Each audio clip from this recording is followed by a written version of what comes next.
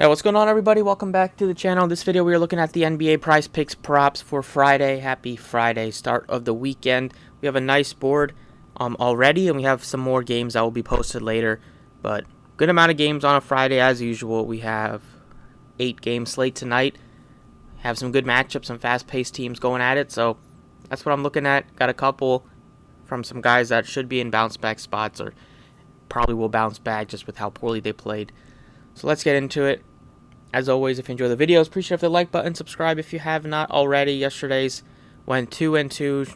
Definitely would have been 3-1 if Luka didn't get hurt. He was balling. We just needed 5 more points or rebounds, and he got hurt midway through the third. He only played 23 minutes. Plumlee hit, and also Tim Hardaway continued to struggle, so he missed. The only one that missed playing his regular minutes was LaMelo Ball. Just wasn't able to score as much as you would have liked, and at 8 rebounds, which would probably be good enough, but had under 20 points again. So today, I have 6 props I want to share with you guys. Let's get into it. So for the first prop, looking at is a points prop. We're going to Toronto and taking a player in one of the better matchups on the slate.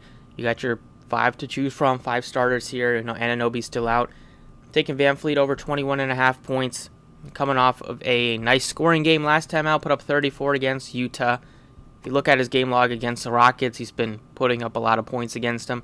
3 straight games of at least 25 points scored against the Rockets, and not having Anunoby, having Achua there doesn't take as many shots as Anunoby would have. And we know Nick Nurse plays these guys into the ground, so him and Tibbs, those are players you feel good about targeting. Their starters, because even in a blowout, there's a good chance that they'll still get more minutes than the average team would. And today, going up against Houston, it's in Houston, so expect to stay a little closer. VanVleet also had a triple-double last game. If somehow you bet that on sportsbooks, probably made a bunch of money. But I like him today. Last couple of games, inspiring some confidence in his shooting. And he's going to be aggressive as always. So that's the first one. Looking at second one, going over to a Utah player, and I'm taking Walker Kessler.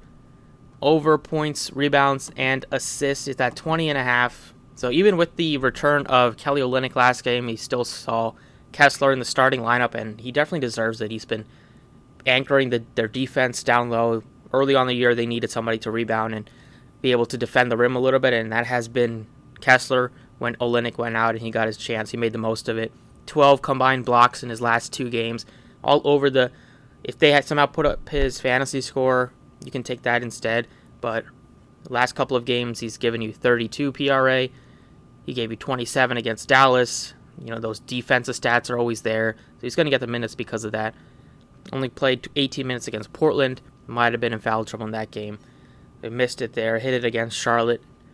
And he's a guy that sometimes will give you an assist here and there. So that's why I took his PRA instead of just taking his points and rebounds at 19.5. Maybe you'll luck into 1 assist. I mean, he's had 1 assist a bunch of times. Sometimes he's even had 2 or more. So I'm like that. Probably can get a double-double today against a bigger Atlanta front court. He only played them 1 time this year. That was when he was not playing his full minutes, played off the bench. 16 minutes, gave you 19 PRA with 6 assists from the floor. And, against Capella, he's a guy that doesn't shoot from the outside, so Kessler should be right there to rebound on any misses, and maybe can even get some putback opportunities.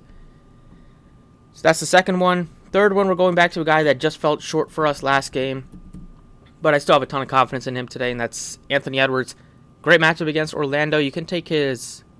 I like the rebounds and assists at 11.5, but I'm taking everything. Coming off of a game where it was kind of the D'Angelo Russell show a little bit. Russell had 29 points in that game. Edwards still did his thing with 27. Problem was that we needed 28. However, I'm going right back to him. He's playing big minutes until Cat comes back, especially with him not being named as an all-star this year. He might have some more want to come out and show everybody off a little bit more today. Just play with some extra aggression. Orlando's defense is nothing to be worried about. They let teams put up points against them. They play somewhat fast, and this one's in Minnesota, so they should be able to dictate the pace of Minnesota. They like to go up and down the court.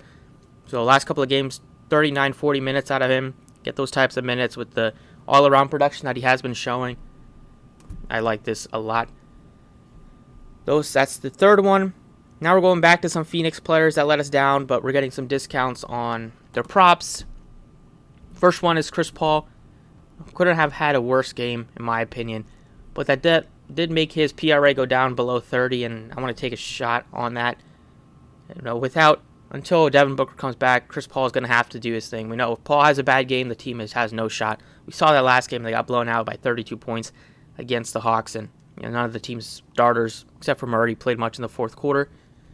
So, Paul, I'm taking a shot for him to bounce back today. The matchup isn't easiest against the Celtics, but one good news is that Marcus Smart is out for the Celtics, and he probably would have been on Chris Paul, making life difficult. So now instead of having Smart on Paul, you're probably going to see, maybe Derek White on him, but still, Derek White's not as good of a defender as Smart would be, and Paul is just going to probably expect him to look to bounce back himself.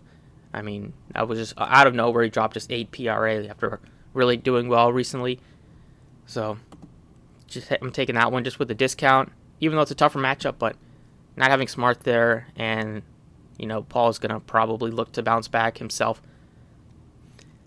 Next prop we're looking at is another Phoenix player. I'm taking DeAndre Ayton over 30.5. On sportsbooks, a lot of the time Ayton's PRA is like 31.5, 32.5 because of his ability to maybe give you, 1 or 2 assists a game. On Prizepicks, they're giving you 30.5 and has been that for pretty much the whole time. Sometimes it might have been at 31.5. This one's also a spot where it's not the easiest matchup, but last game just saw 26 minutes, didn't play in the fourth. So he still gave you another 20-point game. He's been scoring a lot of 20-point games recently. The rebounds, if he played a little bit more in the fourth quarter, he would have got well over 10, got 9. The points and rebounds will be there, especially the rebounds will be there. The points, not the easiest matchup against Boston, but he's going to get the minutes against Robert Williams' front court. And except for last game, he was chipping in with some assists. He's had some 4-assist games going back to the middle of January. He had a 6-assist game at the beginning of January.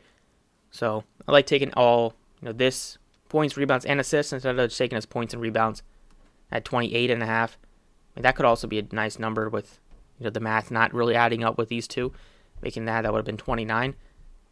So even though the matchup's not easy, it's just my gut feeling that the Suns players will bounce back. They're not going to have a huge blowout against the Celtics, which is possible definitely, but just something I'm going with my gut.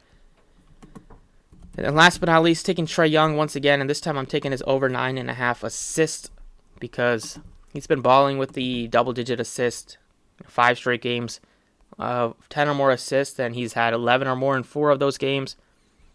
The matchup against Utah, we saw what Van Fleet did against them with the triple-double, and Young, last game, he didn't play in the fourth quarter, or he would have also hit his points and points and assist with the way that he was going against Phoenix. The way that the team is playing, we saw Murray being a little bit more aggressive with the shooting recently. It's led to Young being able to kind of facilitate more. And he's still going to get his points, but he's really looking to get his teammates involved as well. So he has 10 or more assists in 5 straight games. Make it 6 of his last 7.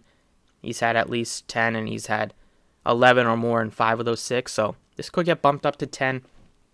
But with them being in Utah, it should be a closer game. So that's what I'm looking at. And that's what I got today on Prizepicks. Get the weekend started off right. Over 21.5 points, Fred Van Fleet over 20.5 PRA. Walker Kessler over 38.5 PRA on Anthony Edwards. And then taking Chris Paul and Ayton to bounce back. I'm taking assists on Trae Young. Thanks for watching. Best of luck today. Let me know any other props you have in the comments, and I'll catch you all next time.